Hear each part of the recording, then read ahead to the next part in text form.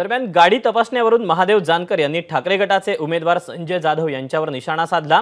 पराभव समोर दिसत असल्याचं संजय जाधव यांना वाटत असल्यानं त्यांच्या पायाखालची वारू सरकल्याची टीका महादेव जानकर यांनी केली।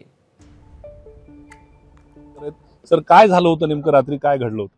जेवाय जाताना याचे भालेराव म्हणून कार्यकर्ते आहेत आपल्या खासदार साहेबांचे, 10-15 लोक मोटरसायकलवर आली आणि ती गाडी चेक करायला लागली। त्यांना वाटलं पोलीस आहे म्हणून माझ्या बी ड्रायव्हरनं पीएनं काय बोलले नाही आणि नंतर बघितलं ती कागद फाडायला लागले आतले। अरे म्हणले तुम्ही कोण आहे? संजय, आम्ही म्हणले जाधव साहेबांचे कार्यकर्ते आहेत, तुम्ही पैसे वाटताय शंका। त्यातला पीएनं ओळखलं की ती भालेराव म्हणून मुलगा होता आणि ते बाकी सारे शिवसैनिक होते, बंडू जाधवचेच कार्यकर्ते।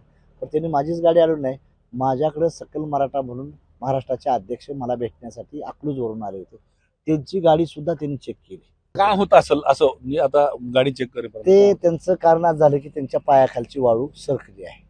त्यांचा असा आरोप आहे आपल्यावर की रात्री 1 वाजता यांचे कार्यकर्ते, ज्यांच्यावर अनेक गुन्हे दाखल आहेत, अशा कार्यकर्ते पैसे वाटत होते।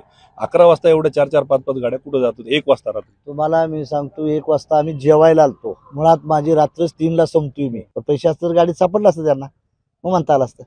त्यांचे दारू पिऊन जे 16-15 लोक आलते ते बरोबर नव्हतं आणि लोकशाहीच असं करू नये। त्यांना म्हणावं राजकारण्यांच्या पायाखालची वाळू सरल्यामुळे असं काहीतरी घोर अगोदर कर्तव्याच्या नादाला लागू नये। परभणी लोकसभा मतदारसंघामध्ये मराठा आणि इतर जातीयांचा जे काही तेढ आहे ती निर्माण केली जात असल्याचा आरोपही त्यांनी तुमच्यावर? मी कधीच नाही।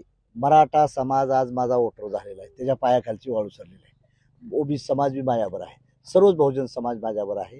कॅमेरा पर्सन विशालसह पंकज क्षीरसागर, एबीपी माझा, परभणी। एबीपी माझा, उघडा डोळे बघा नीट।